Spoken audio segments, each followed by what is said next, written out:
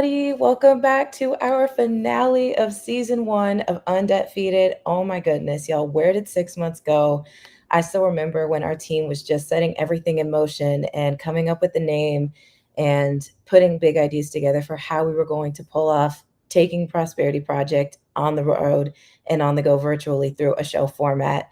And it's just been such a thrill to have the opportunity to create a brand new platform that destigmatizes debt discussions and invites others into the conversation to talk about what overcoming debt constraint has meant and allowed them to do and accomplish in their own lives.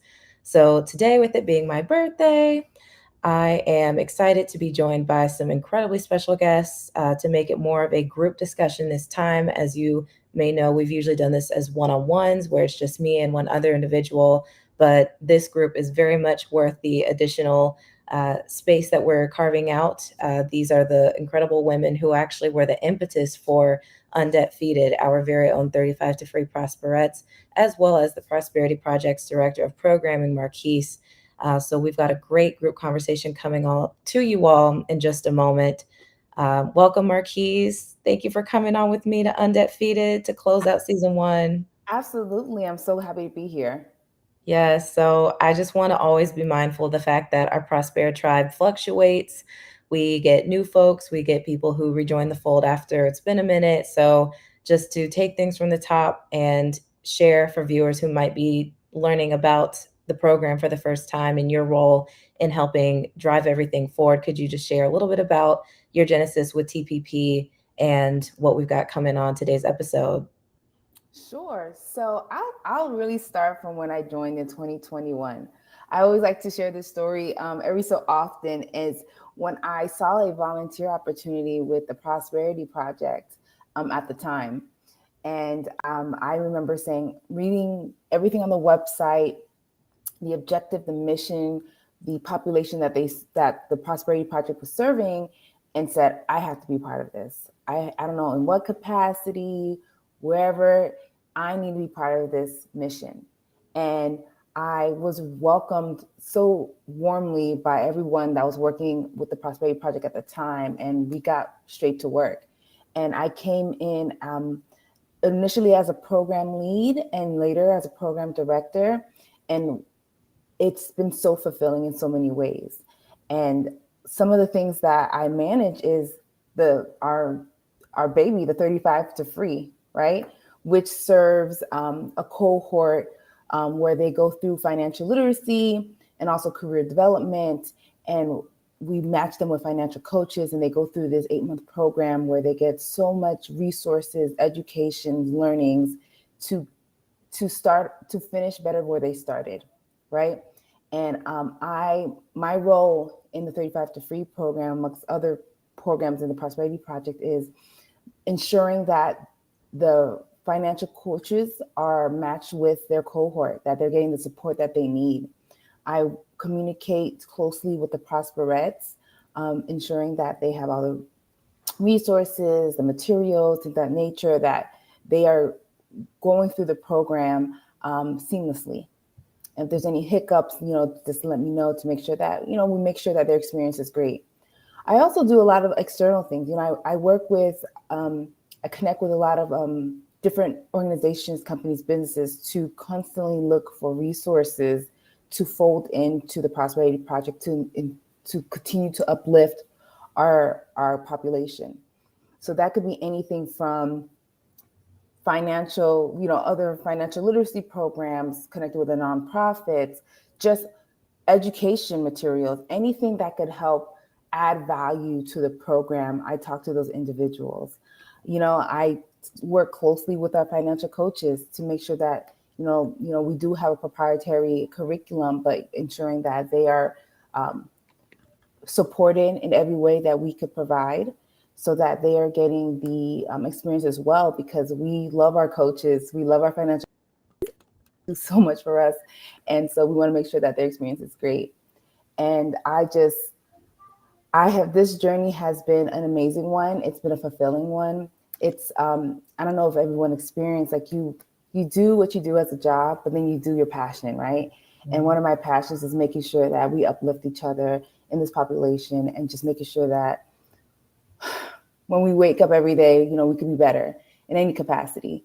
So I'm so grateful for Bree for, her and her former co-founders having this thought, to say, hey, there's a problem here, there's a gap. Let's put our heads together and fix it. And I'm just happy to be part of this story. Oh, well, thank you. And I just am so touched by how much this has meant to you, and I still remember like your outreach email to us being like, I'm looking to get into good trouble with y'all. And I pride myself on wearing that badge, especially honoring the legacy of the late, great John Lewis, right? And how that was like his original tagline. And he went down for sure in the books as one of the incredible rebels, for a cause. And so, it just feels great to be able to operate in much that same vein. And so, with that, we're very excited to put some faces to the names that we've been tossing out in our marketing and our materials, and finally let you all, our incredible Prosperity tribe, get to hear directly from the very 35 to free Prosperettes that we have worked so hard to serve. So excited to welcome our first one, Olivia Beach. Hi, everybody. So, with to give like a brief overview of my experience with the Prosperity Project, one of the things that really stood out to me was the fact that this was geared specifically towards Black women. Um, of course, historically, we're part of a demographic that hasn't always been brought into the fold of important conversations about public resources, especially with something as crucial as education. And my goal at the end of the day is to be an ambassador for the United States, to be a public servant. And so, of course, everybody was telling me, I was living in Connecticut, and everyone was telling me, you got to go to Georgetown, you've got to get a master's in foreign service, you have to keep it going and build your professionalism. And so I said, okay. So then I moved my entire life here to Washington, DC, and I was happily informed of this opportunity through a friend of mine who had directed me to look at this one of these forums that was specifically geared towards improving and bringing resources to Black professionals, entry-level professionals and students. And so I found the Prosperity Project, and I saw like, oh yeah, financial coaching, education. These are things that have not always been readily available to us. So I thought, that sounds like really nice. They seem to really empathize with the student debt problem. And so I signed up. I didn't really expect it to go anywhere. I kind of thought that, with how competitive many of these fields are, especially in a place like Washington, I didn't really expect to hear back, but I did. And made it as part of the grade 8 cohort, which was wonderful. I loved my coaches. I loved how supportive they were. I loved how kind they were more than anything, and how they didn't make me feel like I was alone with stuff like this. I'm not entirely sure where a kindness like that comes from, but I think it really starts at the root, trying to pay it forward. And that's exactly what we did. So I'm grateful. And this program has made me aware of a lot of amazing things. As a public servant, uh, currently working for a nonprofit, I have managed to qualify for the Public Servant Forgiveness Loan Program. Uh, and I plan to carry that on when I take the Foreign Service exam and hopefully pass. And so these are things that became more important to me because of the Prosperity Project. This told me that I could expect more, and really use my skills in education, and nothing had to hold me back because I'm a minority. If anything, that should be incentive to push me forward. So I'm very grateful.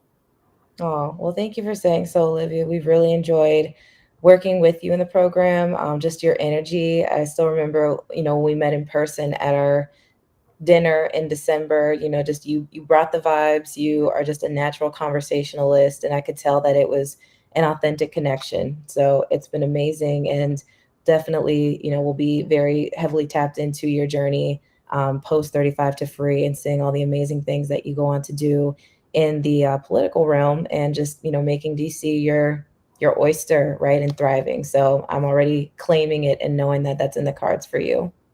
Thank you so much, Bree. Of course.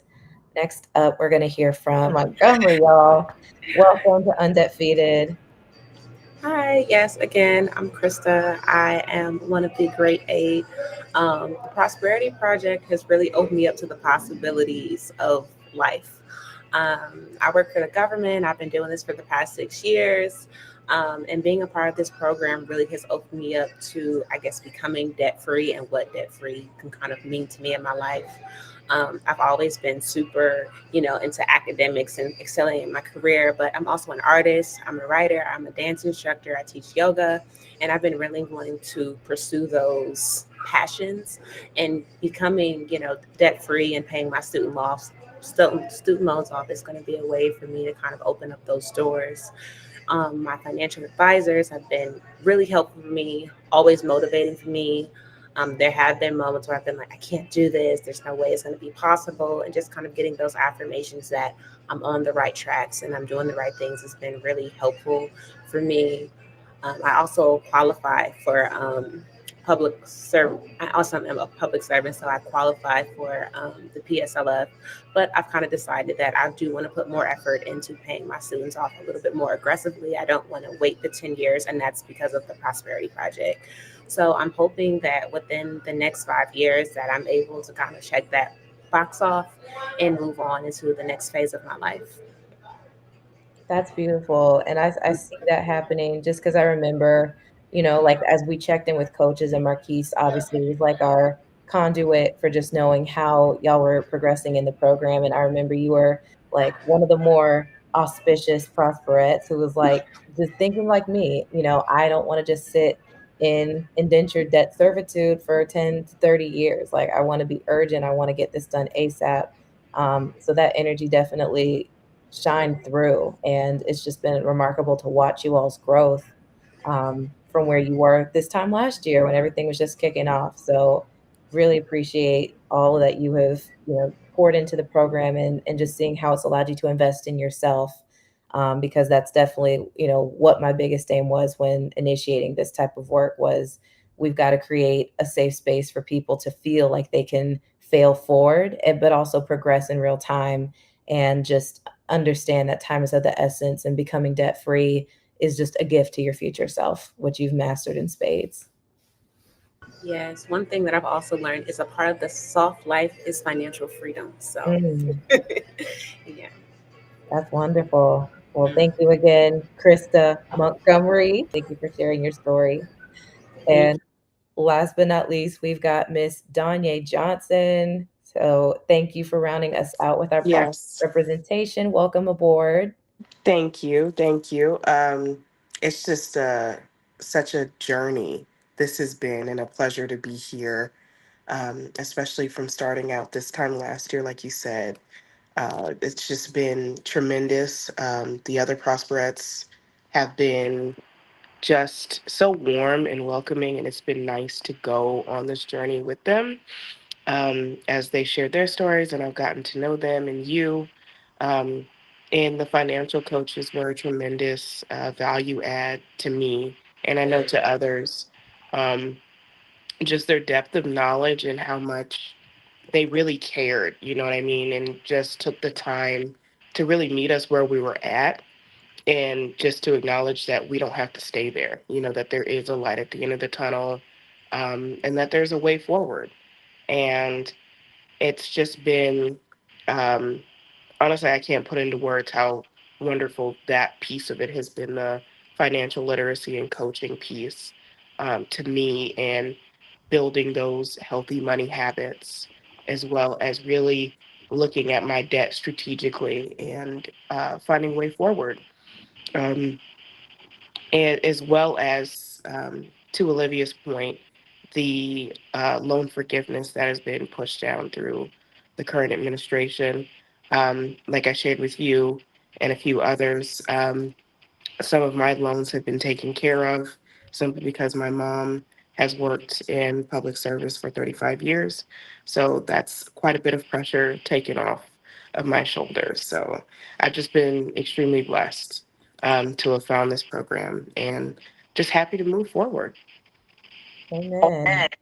Well, thank you for again, like your time and investment, in yourself, in the program, also being a beacon of light and a connector. I want to just flag something too. So these women were all incredibly humble, and have been so generous with us. And just to fill you all in, and just kind of address the elephant in the room, we ended up having a few snafus.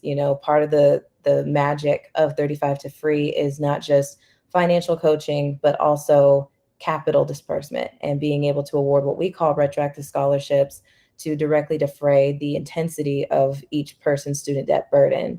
And in our early days, it was just like we could send a cold email and in response not even get an actual email back, but someone would donate, and so the changing environment and climate definitely put us in a very unprecedented position. But the beauty of that is that we have come up with solutions that are designed to boost TPP's longevity. So if you've been following us, you've seen that we have our fintech app, Cadet Prosperette, which is continuing that incredible legacy of the Prosparettes.